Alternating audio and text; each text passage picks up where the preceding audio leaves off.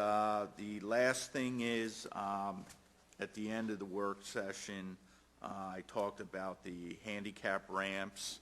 I sent you all the information that I have.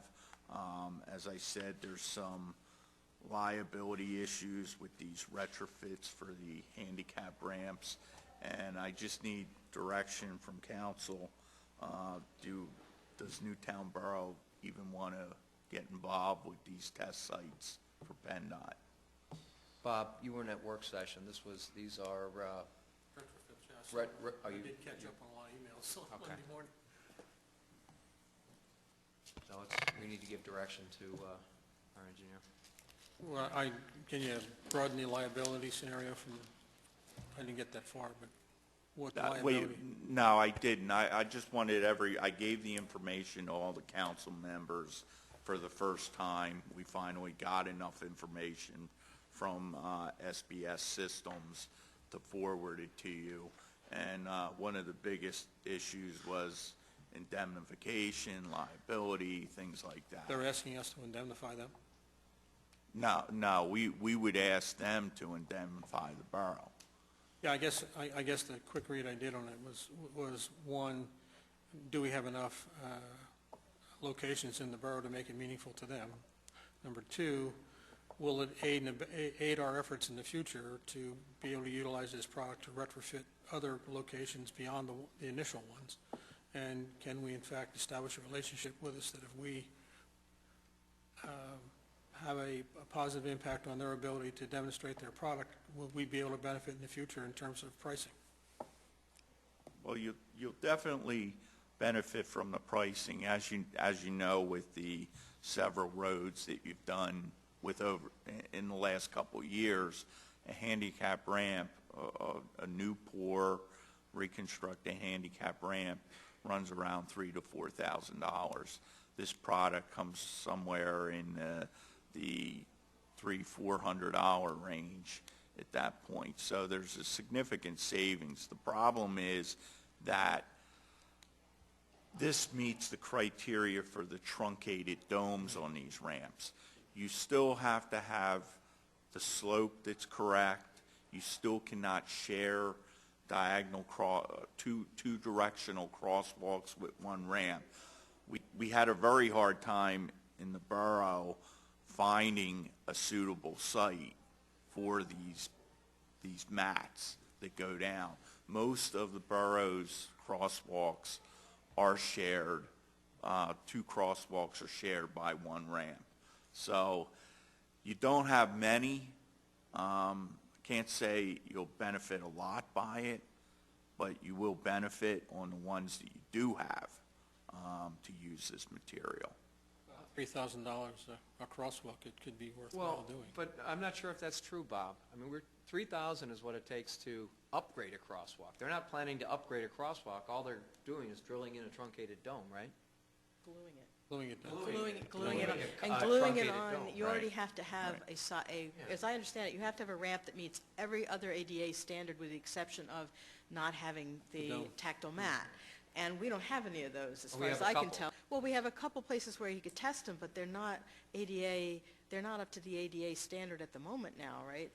No. They meet slope requirement. For him. And they only they Or meet. for that too? Yeah, they meet ADA slope requirement, and they only serve one direction. Right. But, so we have a couple sites where he could try them out.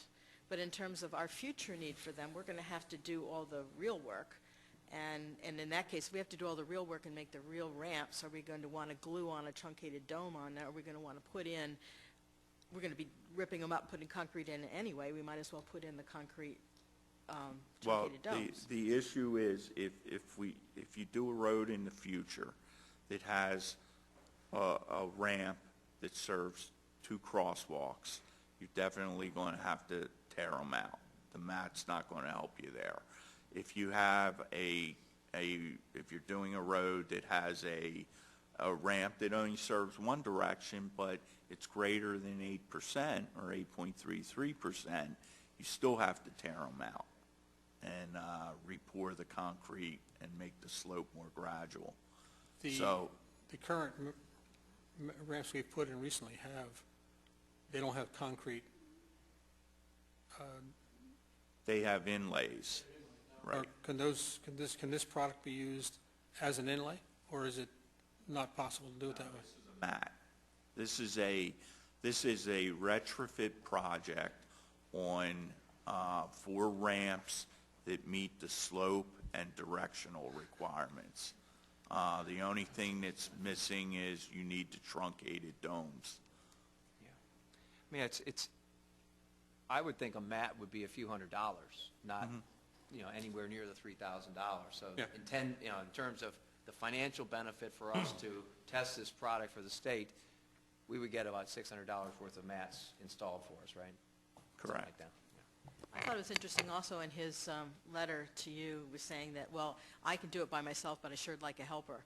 So he was asking us to pay for the helper. Did you see that part of it? Yeah, he he said, I asked need that someone to help me too. some traffic control. Yeah, I need, Yeah. and someone to help him lay the mat because it was so much easier with two people. Well, originally, he was only proposing the product, and the borough was going to have to put, Yeah. put the application down. And we kind of said, that's a little far-fetched, and we got him to commit to putting the product down himself, but he still needs traffic control. My personal feeling is, that's okay, thanks a lot, Yeah, I mean, if we had more intersections that met that criteria that will have to be retrofitted, possibly it could make sense for us. But maybe worth just looking at a community that has more upgraded intersections that they might be able to retrofit.